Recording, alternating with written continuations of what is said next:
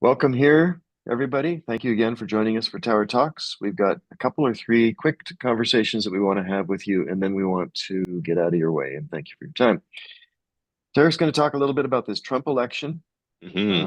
whether or not it trumps the market or dumps the market, That's and good. and then I'm going to take a quick look at performance, and then we're going to talk about our dividend strategy. Tarek. On to the Trump election. All right. Thanks for that. So yeah, Donald Trump got elected as the president for the United States. Unless you're living under a rock, you probably knew that. Now, what does that mean? Now, if you've been paying attention to markets at all for the last 2 weeks, the S&P 500 is up, I think, 2.8%. TSX is up 2 something as well.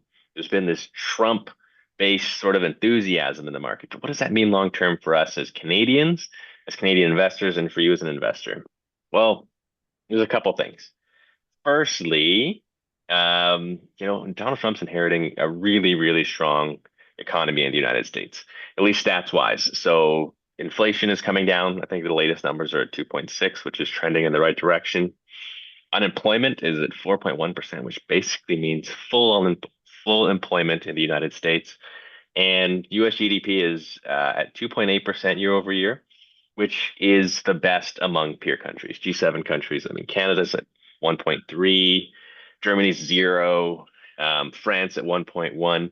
The United States has an enviable economy. So he's inheriting something very, very strong. Um, Now, some concerns though, the S&P 500, like I mentioned, earnings are growing, the economy is strong, but stock prices are probably appreciating or are actually appreciating faster than earnings are. So we're seeing, valuations probably get a little outsized, which is a little concerning. So will that translate into a recession or a bubble popping? I'll tell you the conclusion up front and say we don't know. We're not going to try and time a recession. But what we will say is with our exposure in your accounts to the US market, we have been defensive in trying to make sure we, pick companies weighted by that have strong fundamental value to offset the risk of these sort of bubble stocks that may be appearing in the market. Yeah. Let me go there for a quick second, Yeah. Tarek. I think I think the thing, given all the good news that we've had over the past year, and then the Trump win, which business would see as very friendly. There's probably more now, especially there's more gap space on the bottom than on the top Right. of That's fair. of the market. In other words, is there a chance of the market gapping up? Doesn't usually do that, and probably won't after the run that it's had. Could it gap down? Yes. In what areas? Probably in the tech areas, which have had the biggest gap up over the last year or two. Hmm. So by let me also say this. We've got two strategies that are defensive against a bubble popping, and one that rides in the bubble up. Momentum is the one that participates in the bubble up, and year to date, it's had an 18.9% return. Like, you can't complain about that. Um, but if any of you as investors are worried about, should I get out of this market? We would ask you, as we have in the past, please don't. We don't think that's best for your portfolio. And the reason is you can't time the top of the market. And what you Awesome. leave off at the top, you're going to not get back at the bottom, because if you get the call at the top right, you're going to miss the call at the bottom because you'll be celebrating the fact I got it right. I've saved all this money, it gapped down, and you'll ride right through the trough. History has proven the best investing is simply to stay in the market. Now, if you are really worried about it and want to do a little bit more protection safety, then you could move across to more of the fundamental indexing. They are more diversified than the momentum. Number Yep. two, they are oriented to the fundamentals of the company, not the market capitalization of the company. We've talked about that before, but what that means is if a company is not producing earnings, dividends, and book value, then they're not in the fundamental index to a great degree. They're largely Exactly. left out. So the tech companies that have been running have the fundamental indexes have looked at them wishing for that type of performance, but they haven't gotten it. Now, as this gaps down, if it were to gap down, the fundamental indexes will offset that gap back. The hope Correct. in momentum is that we rotate out of the stocks quickly enough on our quarterly rebalance to not ride the thing down. Will we be successful? It's worked previously. Will Yes. it work in the future? We'll just do our best. The other strategy, so we've got these momentum and fundamental indexing, and they really do work differently. The third strategy is one that we just introduced. We're running it in our own accounts, and it's a dividend strategy that has a yield on it. Now, Tech's going to talk about that. That would be Yeah. an area where you could move to safety if you thought this would be something you'd like to be part of. That's true. And the yield on that currently is 5.83%. I just pulled that up today. We're recording on November 14th. That does change. So very strong yield as a comparison, right? So there's ETFs that, high Canadian dividend ETFs that trade. Vanguard's offering is only at 4.4%.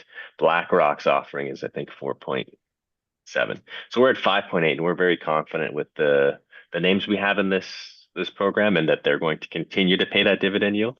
We started this is in August, I believe, and in addition to that yield, it's up 9% since then. So we're quite happy I know. with the strategy. I'm like, I mean, it's we just should two we months, should 3 months, but we should launch a new strategy every quarter. No, it has performed really well in the last quarter. I would say we should talk about the screening and what's in there. So if you'll right. talk about the screening, the conclusion is we're looking for 12 great stocks that Yeah. look like this. Strong dividend yield, of course. Now we want to make sure though that they have the ability to continue paying that dividend going forward. So we're looking at their cash flow, seeing how that cash flow relates to their expenses and their dividend yield. Additionally, we want to confirm that they have a history of continuing that dividend and not cutting it, but increasing it. So that's included in there as well. So there's a number of different factors we're looking at without getting into too many details. We're definitely Right. looking at balance sheet, income statement, just making sure that, hey, this dividend is high and they can keep it that way or increase it over time. And some of the example names in there right now are Bell. Bell was a dog in the last quarter. Yeah, It's down how much? 10%? I 9? think maybe 15, honestly. 15. Yeah. I own Bell and it's down Mhm. 15%, but we're still up 9.5 in that portfolio. That's what's interesting. In the last quarter, 9.5, even though Bell took a hit. So you know, what we're saying is we're trying to find large cap companies that have a Yeah. reasonably safe dividend, meaning its probability of being maintained is high, possibility of it being increased is good, and the overall portfolio yield relative to inflation is very, very good. So I think we better That's get right. off this call because we're at 8 minutes. 8 minutes. 8 What else? minutes. Good. You know what? I just want to say we said markets are doing good for Trump. Headwinds may be going to be caused by he's very pro-tariff.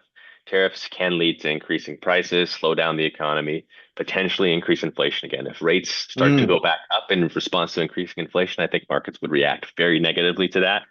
And as Canadians, the new NAFTA, it's called the USMCA agreement, the free trade agreement between Canada, the United States, and Mexico is up for renegotiation again, and I think it's 26, maybe 27.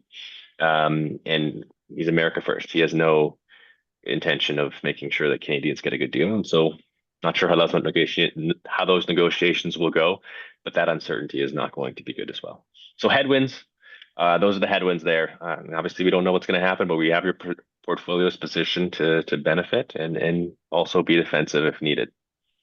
so if you're feeling like going a little bit closer to safety, then give us a call and we'll work on reducing your momentum exposure and moving it across to either the dividend yield strategy or into the fundamental indexing, which should act a little more defensively in that type of a market. I'm done. What do you have to say? I'm done as well. Thank you for tuning in. We'll see you next time.